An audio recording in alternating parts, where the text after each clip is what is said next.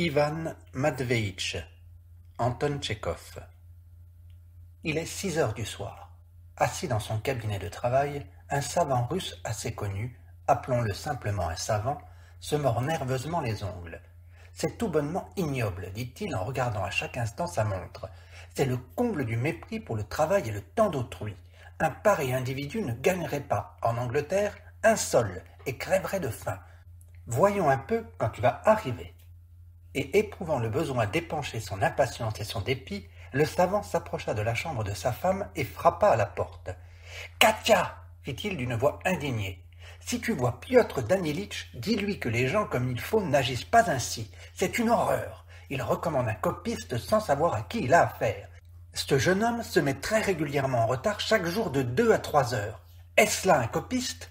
Ces 2 ou 3 heures sont pour moi plus précieuses que 2 ou 3 années pour un autre. Quand il va arriver, je vais le traiter comme un chien. Je ne lui donnerai pas un sou et je le flanquerai à la porte. Il n'y a pas à se gêner avec des gens pareils. Tu dis ça chaque jour, et toujours, il revient. Aujourd'hui, j'y suis décidé. Il m'a assez fait perdre de temps. Pardon, mais je vais crier après lui comme un cocher. Voici enfin que la sonnette tinte. Le savant prend une mine sévère et, la tête rejetée en arrière, entre dans l'antichambre. Près du porte-manteau se trouve son copiste, Ivan Matveïtch, le jeune homme de 18 ans, sans moustache, le visage allongé comme un œuf, un pardessus râpé, sans caoutchouc. Essoufflé, il essuie avec soin ses grosses bottines, tâchant de cacher à la femme de chambre un trou par lequel on voit son bas blanc.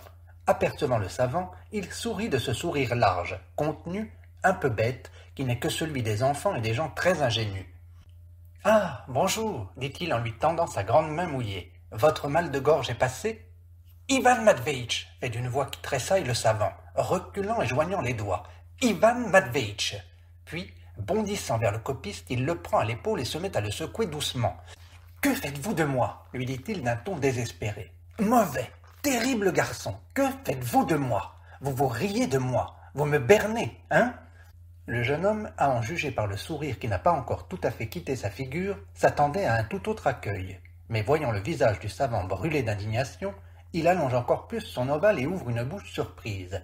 « Qu'est-ce qu'il y a ?» demanda-t-il. « Et vous le demandez encore ?» dit le savant, écartant les bras. « Vous savez combien mon temps est précieux, et vous vous mettez si en retard. Vous êtes en retard de 2 heures. Vous n'avez pas la crainte de Dieu ? » « C'est que je ne viens pas directement de chez moi, » marmotte Ivan Matveïtch en déroulant irrésolument son cache-nez.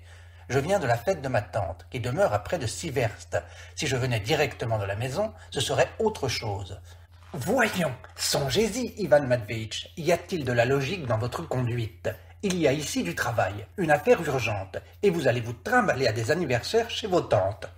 Allons, quittez au plus vite votre affreux cache-nez, c'est insupportable à la fin. » Le savant s'élance à nouveau vers le copiste et l'aide à dénouer son écharpe. « Quelle bonne femme vous faites ! Allons, venez ! Vite, je vous en prie !»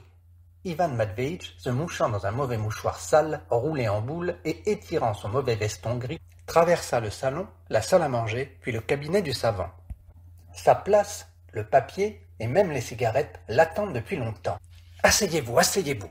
presse le savant, se frottant impatiemment les mains. « Vous êtes insupportable ! Vous savez qu'il y a un travail urgent, et vous vous mettez si en retard. On s'emporte sans le vouloir. Allons, écrivez. Où nous sommes-nous donc arrêtés ?» Ivan Matveïtch aplatit ses cheveux ébouriffés, mal coupés, et prend la plume. Le savant se met à marcher de long en large, se recueille et commence à dicter. « Le fait est, virgule, que quelques formes, pour ainsi dire, fondamentales, vous avez écrit, formes qui conditionnent uniquement l'essence même de ces principes, virgule, trouvent en elles leur expression et ne peuvent que s'incarner en elles. À la ligne. Un point naturellement avant d'y aller. Les formes qui ont un caractère non pas seulement politique, virgule, mais social, offrent le plus d'indépendance. Les lycéens, dit Ivan Matveïtch, ont à présent un nouvel uniforme gris. Quand j'étais lycéen, c'était mieux. Nous avions des uniformes... Ah, mais vous écrivez, s'il vous plaît, coupe le savant fâché. D'indépendance, vous avez écrit, mais parlant des réformes qui ont trait à l'organisation des fonctions gouvernementales et non à la réorganisation de l'état du peuple, virgule, on ne peut pas dire qu'elles se distinguent par la nationalité de leur caractère. Les 5 derniers mots entre guillemets. En Que vouliez-vous dire à propos du lycée? Que quand j'y étais, on avait un autre uniforme. Ah, oui, il y a longtemps que vous êtes sorti du lycée? Mais je vous l'ai dit hier, il y a déjà 3 ans. J'ai quitté le lycée en 4e. Pourquoi cela? Demande le savant, jetant un regard sur ce que vient d'écrire Ivan Matveitch. Pour des raisons de famille. Il faut encore vous le dire, Ivan Matveitch. Quand perdrez-vous donc l'habitude d'écrire si lâche? Il ne doit pas y avoir dans une ligne moins de 40 lettres. Vous croyez que je le fais exprès? Dit Ivan Matveitch piqué. Il y a plus de 40 lettres dans les autres lignes. Comptez-les. Et s'il vous paraît que j'allonge, vous pouvez me diminuer. Ah, mais il ne s'agit pas de ça, que vous êtes peu délicat, vraiment. Tout de suite, vous me parlez d'argent. Ce qui m'importe, c'est l'ordre, Ivan Matveitch. L'ordre avant tout. Il faut en prendre l'habitude. La femme de chambre apporte sur un plateau 2 verres de thé et des gâteaux secs dans une corbeille. Ivan Matveitch, de ses 2 mains, prend gauchement son verre et se met immédiatement à boire. Le thé est trop chaud. Pour ne pas se brûler les lèvres, il tâche de boire à petits coups. Il mange un biscuit, puis un autre, un 3e, et regardant d'un air confus si le savant le voit, allonge timidement la main pour en prendre un 4e. Ses gorgées bruyantes, l'appétit avec lequel il mâche, l'expression d'avidité qu'il y a dans ses sourcils relevés, irritent le savant. « Dépêchez-vous, le temps est précieux. Dictez, je peux boire mon thé et écrire. J'avais faim, je l'avoue. Je crois bien, vous arrivez à pied. Oui, et quel mauvais temps. Chez nous maintenant, on sent déjà le printemps qui arrive. Partout des flaques d'eau, la neige qui fond. Vous êtes, je crois, du Midi. Du Don. En mars, chez nous, c'est déjà tout à fait le printemps. Ici, la gelée tout le monde en pelisse, et là-bas, il y a de l'herbe. Partout c'est sec, et l'on peut même prendre des tarentules. Pourquoi en prendre? Pour rien, parce qu'on n'a rien à faire, dit Ivan Matveitch en soupirant. Elles sont si amusantes à attraper. On colle à un fil un morceau de pois. On laisse tomber la poix dans le trou, et on effleure la tarentule sur le dos avec la poix. Elle se fâche, la diablesse, saisit la poix avec ses pattes et s'y englue. Et ce que nous en faisions, nous en remplissions parfois toute une cuvette et nous jetions dedans une phalange. Quelle phalange? C'est une autre araignée, dans le genre de la tarentule, qui peut, en se battant avec elle, en tuer 100. Ah oui? Pourtant, écrivons. Où en étions-nous? Le savant dicte encore une 20aine de lignes, puis s'assied et se plonge dans ses réflexions. Ivan Matveitch, le cou allongé, content que son patron va réfléchir un instant, tâche d'arranger son faux-col. Sa cravate tient mal, les boutons glissent, et son faux-col se déboutonne sans cesse. Allons. Oui, c'est ça, fait le savant. Dites-moi, Ivan Matveitch, vous n'avez pas encore trouvé une place? Non. Où en trouver? Je songe, savez-vous, à m'engager comme volontaire. Mais mon père me conseille d'entrer dans une pharmacie. Bien, vous feriez peut-être mieux d'entrer à l'université. L'examen est difficile, mais avec de la patience et un travail soutenu, on peut le passer. Travaillez, lisez beaucoup. Lisez-vous beaucoup? Peu, je dois l'avouer, dit Ivan Matveitch, allumant une cigarette. Avez-vous lu Tourguenieff? Non. Et Gogol? Gogol? Gogol. Non, je ne l'ai pas lu. Ivan Matveitch, n'avez-vous pas honte? Ah, un si bon garçon que vous êtes, avec tant d'originalité. Et vous n'avez même pas lu Gogol? Il faut le lire, je vous le donnerai. Il faut absolument que vous le lisiez, sans quoi nous nous fâcherons. À nouveau un silence se fait. Le savant, à demi couché sur son divan, réfléchit, tandis qu'Ivan Matveitch, laissant en paix son faux-col, accorde toute son attention à ses bottines. Il n'avait pas pris garde que sous ses pieds la neige fondue a formé 2 larges flaques. Il en est gêné.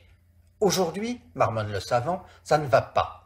Il me semble, Ivan Matveitch, que vous aimez aussi apprendre les oiseaux. Oui, en automne. Ici, je n'en prends pas, mais chez moi, j'en attrapais souvent. Bon, bien.